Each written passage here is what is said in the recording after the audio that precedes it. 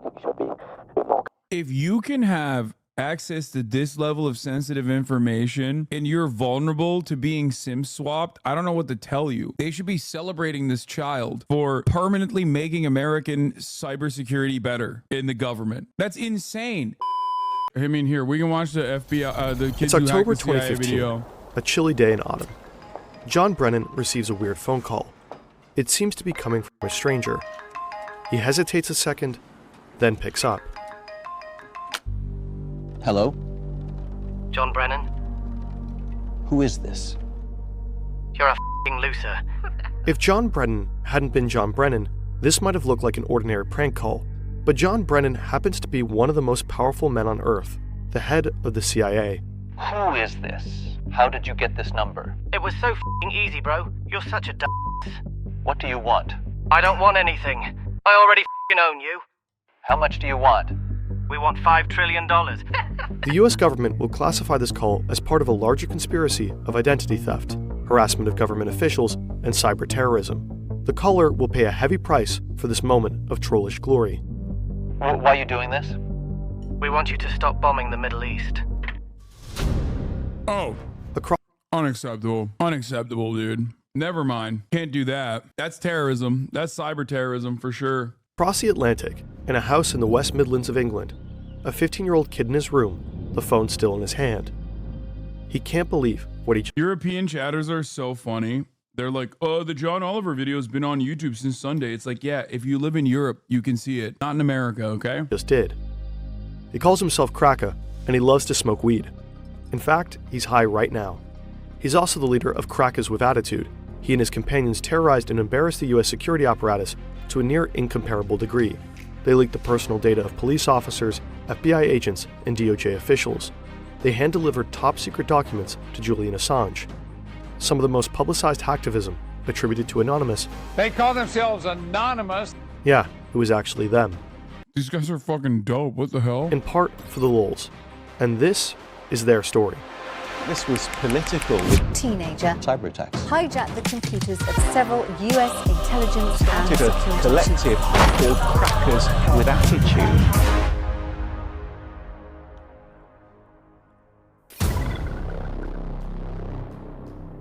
2008 in Virginia, a different kid who only calls himself Default. He's a pretty typical American teenager. He loves soccer, video games, and his dog. He often clashes with his father, who works in the government. At some point, Default starts cheating in his video games. This gives him the first taste of using computers to do things that you're not supposed to. Exciting, powerful things. Gateway drug. He starts learning all that he can about how computers work and how to get them to bend to your will. 2008 was an exciting time to get into hacking. The decentralized hacktivist group Anonymous was in its heyday. If you managed to get into their secret chats, you got a front-seat view of their actions. Anonymous is one of the biggest online vigilante groups. Members hack into companies and governments. Now a worldwide and widely recognized hacking group. Hackers with the group Anonymous. Citizens of the world. We have seen the erosion of due process. A cyber war. Anonymous. Anonymous. Anonymous has struck again. Young Default is fascinated. Anonymous embodies an exciting spirit of freedom through chaos. They showed how you could force the whole world to pay attention without you having to leave your bedroom.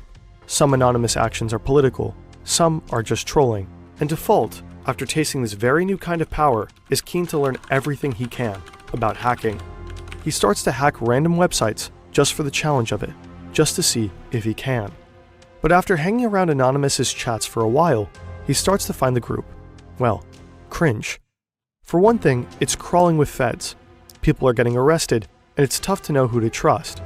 Anonymous has become so big that vetting people becomes difficult. There's tons of infighting and doxing.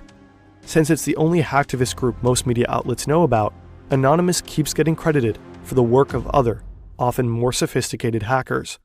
It's a mess. So Default gets involved with offshoot hacker groups, one of them called AnonSec. The group positions itself as anti-Anonymous.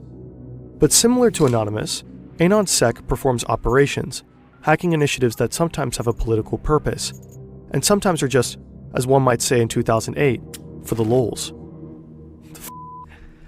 I hated recording that. AnonSec is quite advanced and Default gets better and better at the game. The group controls a botnet. A botnet is essentially a large pack of infected computers under someone's control. You can use those computers to further spread malware across the internet to make the botnet larger and larger. Or you could, for example, attack a server with it in order to overload it. Default is tapping around AnonSec's botnet and gets curious about what computers they've actually gotten under their control. He finds that one is a server of the Canadian Medical School, Windsor University. Suddenly, Default finds himself with direct access to the university's finances. He pulls up records of students who owe the school money. It all adds up to $9.4 million. And at the bottom of the list, something very tempting. A delete all button. How could he not push it? Yes! These people might... Bro, where are these incredible legends now, brother? That is so unfathomably, unimaginably cool. Jesus Christ, dude. I can't comprehend how one person could be so impressive. Yeah, they all probably now work for the CIA, either on their own volition or as a part of their reduced sentence or something. But I wish shit really popped off like that still. You know, really enjoy having their slate wiped clean, as it were. If you look, some of them owe a substantial amount of money, you know, like 70,000. I think some people owed like upwards of like over 100,000. It's a lot of money. You know what I'm saying? It's just like perpetual debt that sometimes it just lasts for decades. So,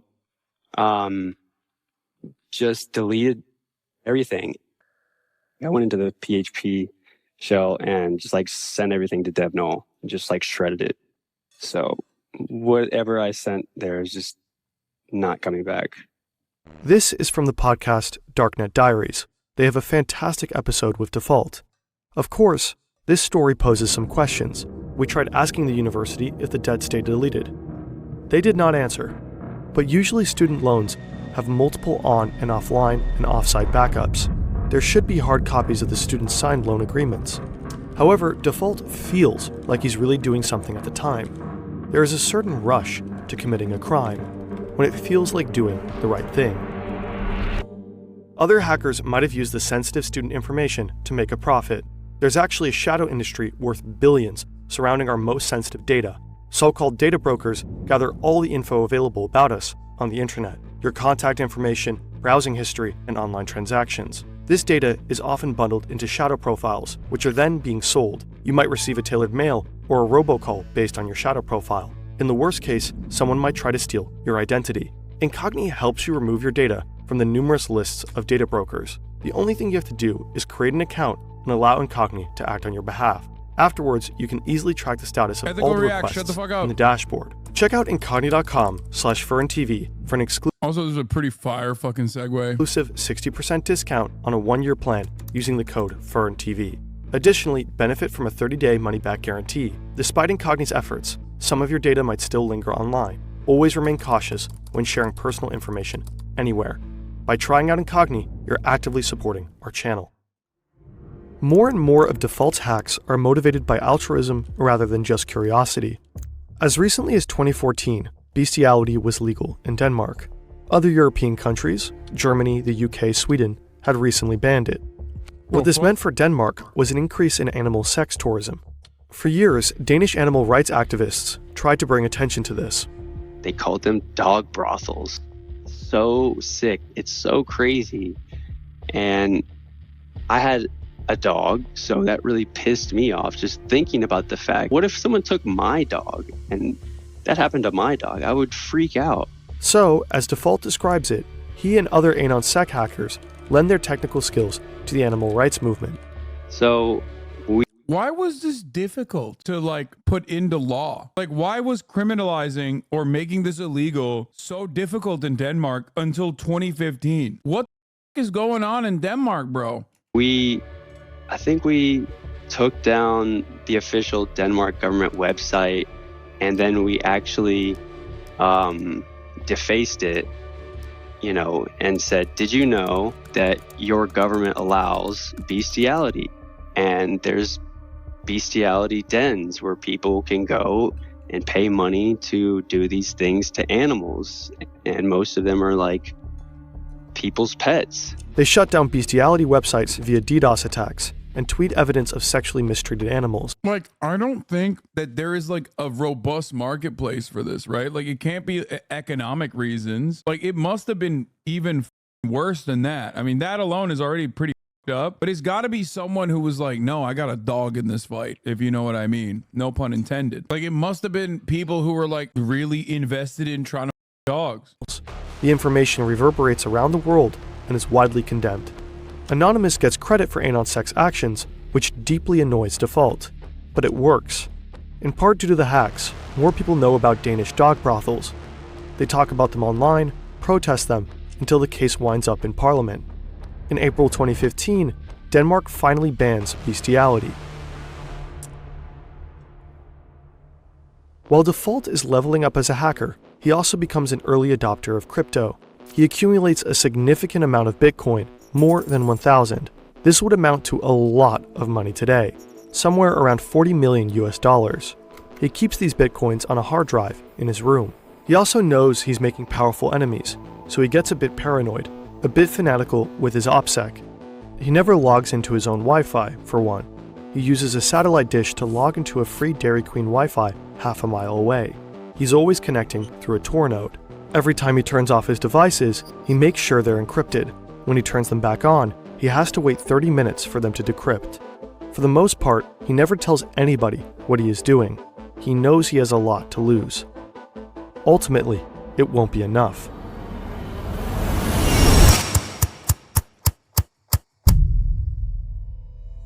Back in May 2013, a 29-year-old US intelligence contractor also has a lot to lose. He has his own home in Honolulu, a loving girlfriend, and a salary of over $200,000 per year. But he's discovered a huge secret, and it's too big to keep. The US government has the ability to spy on pretty much any man, woman, child on Earth who has come into contact with a computer. And this contractor, unwittingly, has helped make that technology possible. He's haunted by this information and horrified that his government is violating its public civil rights so egregiously. He knows that revealing this information to anyone, a lawyer, a judge, or even Congress, would be committing felonies so severe that he would spend a lifetime in prison. He's worried he'll never see his family again, and he doesn't know what consequences they'll encounter if he blows the whistle. But he has to do it. He's been quietly collecting evidence of this secret for a while, and he's just downloaded the last documents. He tells his employer, the US government, that he needs a couple of weeks off to manage his epilepsy. This buys him a bit of time to leave the country without arousing suspicion. He chooses Hong Kong because he views it as a bastion of free speech. He believes it's one of the few places in the world that could and would protect him from the wrath of the US government. There he meets journalists Laura Poitras and Glenn Greenwald and delivers evidence of what used to be waved off as a conspiracy theory. And so Edward Snowden becomes one of the most important whistleblowers of our modern time. Snowden's revelations scandalize the world and spark a long overdue debate about individual privacy versus national security. He inspires many young Americans like Default to take a good hard look at how their government functions. Default doesn't want to sit around and let surveillance happen to him. He wants high-ranking intelligence officials to know what it feels like to be spied upon, to have their private information stored and distributed, and to have it used against them. This is when he teams up with the Crackers with Attitude, founded by Cracker, the kid who's always high.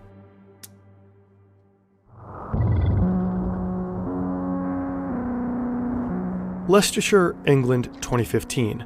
In a housing estate on the outskirts of a sleepy former mining town, there's not a lot to do except get high or go online. In the case of 15-year-old Cracker, he spends his time doing both. He's angry about corruption, about surveillance, but in particular about the US's involvement in the Middle East. He becomes especially focused on Palestine and sees the US as directly responsible for death and suffering in Gaza. He decides to do something about it.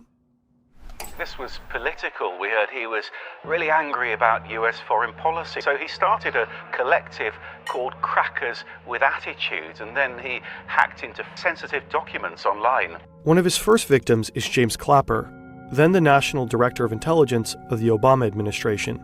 Clapper, one of the highest-ranking members of the intelligence community, had his phone number and address waiting to be found with just one Google search. This provides Kraken with enough information to hack into his email. He posts proof of it on Twitter, which catches Default's attention. Kraken then gets the phone calls to Clapper's house phone rerouted to the Free Palestine movement. Default tweets his respect to Kraken, and the two start chatting. Edward Snowden himself has given James Clapper a very special shout-out in an interview with the German broadcaster ARD. Unfortunately, that interview was blocked from US and German television networks. Apparently, the video is immediately taken down every time it's posted on YouTube, so we'll only show the quotes visually. I would say sort of the breaking point is seeing the Director of National Intelligence, James Clapper, directly lie under oath to Congress. What we do not do is spy unlawfully on Americans, or for that matter, spy indiscriminately on the citizens of any country. We only spy for valid foreign intelligence purposes as authorized by law, with multiple layers of oversight to ensure we don't abuse our authorities. Kraken and Default are livid. Kraken and other hackers loosely connected with CWA team up to target more high-ranking members of the intelligence community. They want to embarrass them and to show them that they aren't as powerful as they think they are. At the top of their list is John Brennan, head of the CIA. Dude, what happened to people like this? I mean, I guess Edward Snowden's situation kind of had a chilling effect on this kind of behavior, I guess. Brennan, like Clapper, has enough information online that he basically doxes himself. Kraken looks up his publicly posted phone number and finds out it's a Verizon number. He calls up Verizon's internal tech support and Bro, Sim swipe the director of the CIA? Are you kidding me? That's insane, dude. Sim swapping is so menacing. Pretends to be an on-site technician who's having trouble helping a customer on site. Tech support asks Kraken for his employee code, and he just makes one up on the spot. It works. The support technician provides Kraken with access, and suddenly he has the account number, the PIN, and John Brennan's private email address. If you have just enough information on someone, pieced together from different sources, say their address and last 4 digits of their social security number, you can easily change the passwords on all kinds of accounts and take it over. And that's exactly what Kraken does with Brennan's AOL account. Once he's in the email account, Kraken gets Brennan's... I'm sorry, Election Zone. You're right. You keep hearing slurs in this video and it's really uncomfortable for me. I apologize. I would be bleeping the C word throughout the duration of this video, but it's just too many times where they use it. It does seem like, I mean, I don't know if this makes it worse or better for you, but at least like the person saying it is white, I think. He's with a soft A and it's a white guy saying it, I think. Private cell number and shares it with Default. And so they start spam calling the director of the CIA, relentlessly calling him and his family. I told him he was a piece of shit. Basically, like, y'all are awful people. Like, really. Like, you're not doing any net positive things for the world. You're just not. John Brennan is freaked out. Sure, the calls are little more than a prank, but how could he know that? At the time, nobody knew who was behind the calls, or what their intentions were. Brennan has to lay low for a while in hiding, with extra security details for himself and his family. At the same time, Kraken's breach into Brennan's email gives him access to sensitive documents. Kraken first posts screenshots on Twitter, but then, egged on by Default, and maybe... Oh, that's so funny, bro. Come on. You put the director of the CIA in like a in like a military compound. That's be asking himself, what would Snowden do? He decides to hit up WikiLeaks. Julian Assange himself takes interest. He publishes the documents in October 2015. They include Brennan's 47-page SF-86 application, a sensitive form required for obtaining top-secret government security clearance. The form reveals his criminal history, psychological records, past drug abuse, and other details nobody would want about themselves online. Not only that, from Brennan's emails, WikiLeaks publishes Bush-era recommendations for how the presidency should operate in the Middle East. There's also an internal congressional correspondence from the Senate Select Committee on Intelligence that offered suggestions on how to make future interrogation methods, also known as torture, compliant and legal. The breach cost the agency $1.5 million in damages and relocation costs. That's it? As several operatives went into hiding before they knew that there was basically no threat level. Above all, it was widely embarrassing. Hacking into Brennan's email was laughably easy.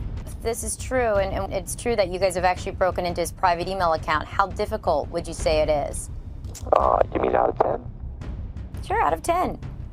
1. 1. There's a lot of, I guess, private information really is pretty stupid. he's supposed to be so high in the government, like head of CIA, then he should be a bit more. If you can have access to this level of sensitive information and you're vulnerable to being SIM swapped, I don't know what to tell you. They should be celebrating this child for permanently making American cybersecurity better in the government. You know what I mean? That's insane. Nothing that, in my opinion, I feel like nothing that you can have access to without like a hard USB key should be accessible like this. Like all of this stuff you're supposed to put behind a all of this stuff you're supposed to put behind a like paywall. I mean, not paywall, a physical key. Oh my God, the little baby. Look at this. This level of classified intel needs to be behind like a physical key, like a USB key, not a paywall. Sorry. Am I crazy about this? Like, what? Do they have no interest in cybersecurity at all? Can you give us any indication of your background? I mean, how old you are you in the United States? I mean, anything you can tell me about yourself? Yeah, I'm below the age of 20 years old. I smoke pot, and I live in America. And you smoke pot? All day, every day. We wonder what John Brennan must have thought while undoubtedly watching this in his relocation house.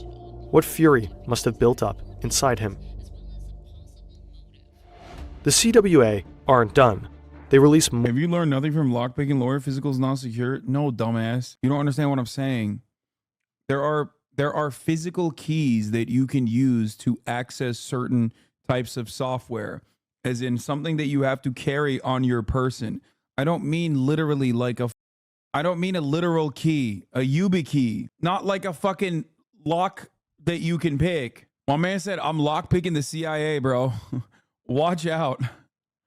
That's way less secure, lol. I thought like some kind of, you said a physical key. Yeah, that's what it is. No, it is a physical key. Like it's a physical property that you carry with you, and you can't access certain accounts without that being put into the computer. Davis is multi-factor. Yeah, multi-factor plus what I'm talking about. I think that's like the highest level of security you can arrive at that is commercially available. Two-factor authentication keys. Yeah, that's what is. Yeah, CAC cards in the military, they have them, and yet shit gets leaked in Discord servers and Thunderbird forums or whatever the game is called all the time. Air gap the servers and biometric access, then lock that shit in a vault with 24/7 security. It is physical. We use it as triple factor authentication. Now all you government uses it pretty much. Bro started the stream muted talking about cybersecurity. I mean, it's funny that you're saying that, but I'm not wrong.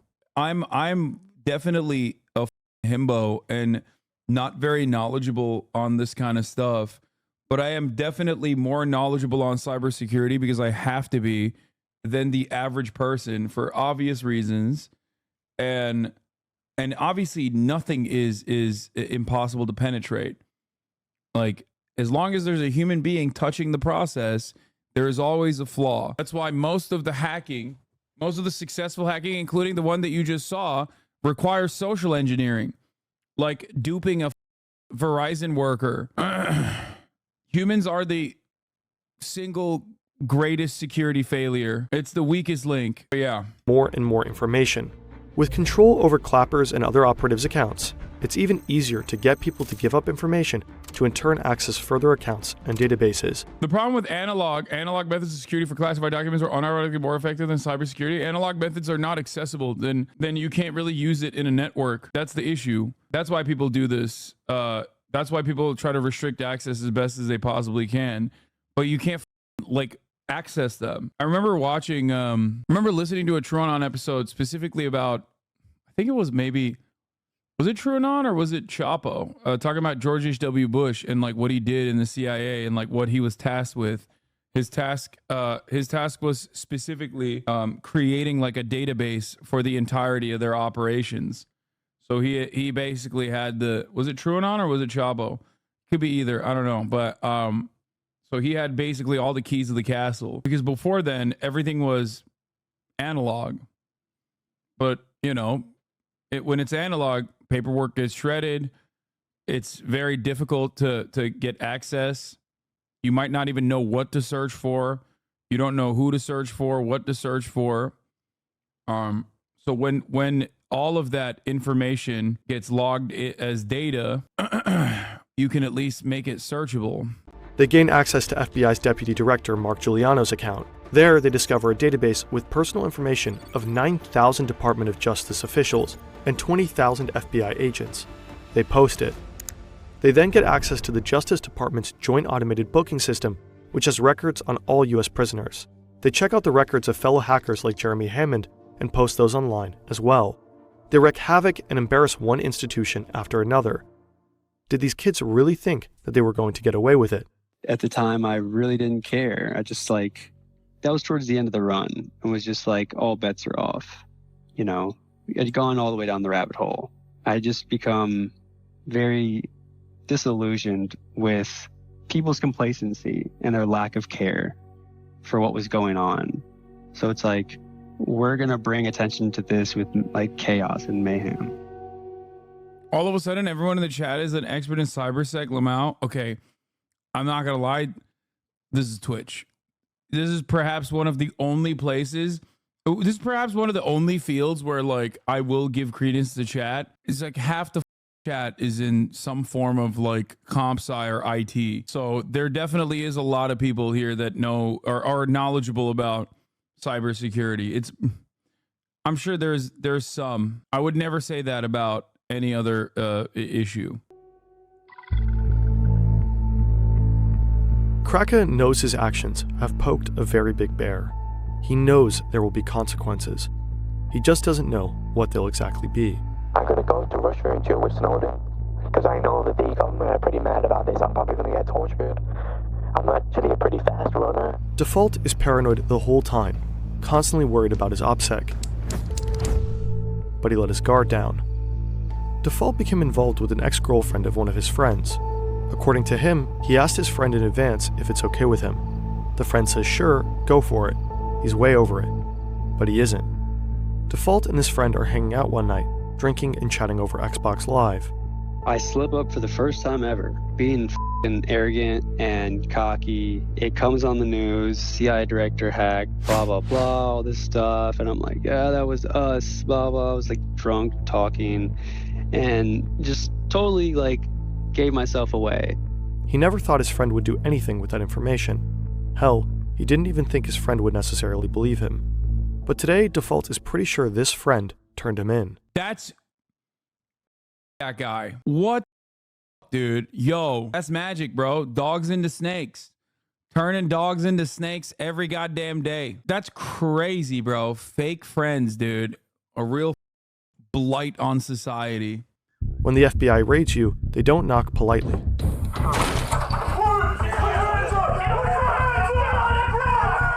FBI agents enter Default's room just as his computer finishes decrypting. They are pointing assault rifles in his face. They drag him out of his room, flash copy his hard drive before it re-encrypts, and seize all of his equipment. Default knows he's finished, but the worst part, watching the agents carry off his hard drive. The hard drive with nearly 1,000 Bitcoin. He blacks out. Kraka, too, gets raided by the British police forces, and his computers are confiscated.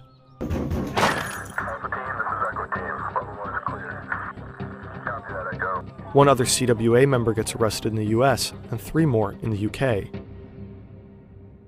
Since Kraka was underage and in the United Kingdom, he got a lenient sentence. He spent 2 years in a juvenile detention center. He was the first minor in the UK to be imprisoned for hacking. Today, he's keeping his head down and is done with crime. He just wants to make a career in cybersecurity. And my goat, dude, one day he'll bring it back. I believe one day he'll bring it back. The federal government, dude, dog piece of shit, mother, dude didn't even do a single bad thing. And move on with his life. He did not want to give us an interview. Default, even though he was less involved, paid a much higher price. He went straight to federal prison with a 5-year sentence. He had to pay $145,000 in restitution, and due to COVID regulations, spent a significant amount of that time in solitary confinement. Well, that's oh god, I hate America so much, dude. Oh my god, dude. Solitary confinement, torture for a 20-year-old And restitution for what, by the way? Oh, I'm sorry, you scared John Brennan? That's it? Like, the f. While pleading in court, he said, "I thought what I was doing was right in terms of political justice. It was. But 2 years later, I realized I was completely wrong." That's rough. Fuck. Snowden, too, didn't have a relaxed time fighting asylum in Russia. Shortly after his leak, intelligence officials publicly fantasized about killing him. Whether you're a principled whistleblower who truly understands If you hate America, why do you live here? I'll happily buy you a one-way ticket out of the country. Wait, really? Do it. Right now. Buy me a ticket to Japan, one way. First class. Do it right now. Right now. Do it right now, pussy. You won't. No, that'd be sick. Do it. Do it. Do it. Do it. Do it. Do it. Do it. Do it. Do it. I'll buy you a ticket to North Korea. Fine. Okay. How do we get to North Korea? Through China. Okay. Do it. Give me a first class ticket to China right now. Because you can't actually fly directly into North Korea from the United States of America. Do it. Buy me a ticket to China. Oh, even better. Oh my God. This guy's awesome. That's so sick. Do it. Do it. Do it. Do it. If you gift the equivalent of subscriptions in this chat for a one-way ticket to China, I will promise you that I will fly there. No. Don't do this like asking a question. Go ahead. I promise I will fly to China. If you gift the equivalent right now of a one-way ticket to China, I will 1,000%. I will do it. Why are you yapping? You said you'll happily buy it for me. It doesn't seem like you're too happy about it. Don't deflect. You will fly to China and never come back. Do you really hate this country that much? No. You just said one-way ticket. Don't ask any other questions. You said you're happily going to buy me a one-way ticket out of the country. Don't backpedal. No backtracking. Don't fucking backtrack, bitch. Give it to me. Broke boy, $700 of subs. Sure. Virtual meal, thank you for the 25, get the subs. Oh, you're still asking questions. Can you explain why you hate this country? Blah, blah, blah, blah, blah, blah, blah. Give it to me. Give me the ticket and I'll explain all of your... Give me the ticket equivalent. Fuck it, I'll lower it. Business class ticket. Give me the business class ticket equivalent of gifted subs in this chat for the many Hasanabi heads who don't want to see the fucking ads. Qatari Dancer, thank you for the 100 gifted subs. You guys' gifted subs don't matter. That's not how this works. Just letting you know. You can gift as much as you want, but I'm talking about Air Rights 11. Okay? Air Rights 11. Air Rights 11 made a fucking statement. I challenged him on it. I said, yeah, fuck yeah, dude. Let's go. No, it's not scam. Shut up, chatters. It's a conversation between me and Air Rights 11. Come on, broke boy. I'll answer all your fucking questions after you do it. Put your money where your mouth is. Put it in a contract and I'll buy you the ticket. You have my verbal contract. And obviously, I'm not going to give you my fucking passport or my information so you can buy the ticket for me. I'm going to buy it. Why would you need a contract if you buy it yourself? Get your money up. Written contract that you leave the country and never come back. That's not what the fucking stipulation is. You can't be adding extra shit.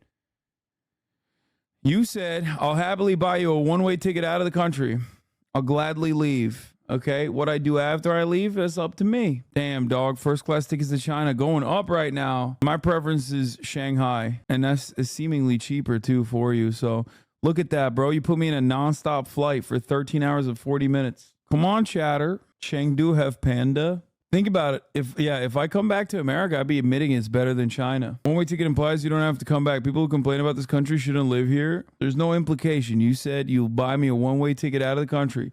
However long I choose to be out of the country is up to me. Maybe I come back, maybe I don't. If I come back, that means, guess what? America's better than China, I guess. Doesn't that imply that all conservatives should leave the country? True. I love that. The thing is, one of the things that I like about the United States of America that I glaze consistently is the supposed theoretical First Amendment, freedom of speech, freedom of expression rights that we have. And yet, every time I express it, there's always some dumb motherfucker in the chat chirping, being like, wow, dude, if you don't love it, why don't you leave? It's like, bro, first of all, America's fucking awesome for me, dumbass. It's not awesome for you. You should be the one chirping, not me. and yet you get mad at me for chirping on your behalf. It makes no dang sense. America is a playground for adults as long as they are wealthy enough. Okay, Bill Burr analogy. It's like liking a sports team. If you see that the management sucks, you'd want to change it. You want to go support a different team. Yep. The significance of what you're leaking, or a stone teen furious at the world's injustices. Messing with the US government will change the course of your life forever. So make sure it's worth it. In December 2023, the Biden administration checked his Reddit account. He's a Wall Street Bets Andy. I know. I mean, of course he is. Now I know he definitely doesn't have enough money to buy a one-way ticket to China. A very controversial, especially business class or first class, virtual surveillance program. The act allows the administration to spy on anyone in the world without warrant, including its own citizens. It includes a vast database of electronic communications. Leo. It's supposed to be accessed only when there's a legitimate reason to believe it will assist intelligence operations. But a US court ruling in 2023 found that the FBI has already misused this database 278,000 times. Unlawful searches were particularly rampant between 2016 and 2020. They've snooped in the private communications of donors to various congressional candidates. They've been watching suspected January 6 rioters, and they've also been surveilling Black Lives Matter protesters. Maybe they're even surveilling us. That was a great video, by the way, actually.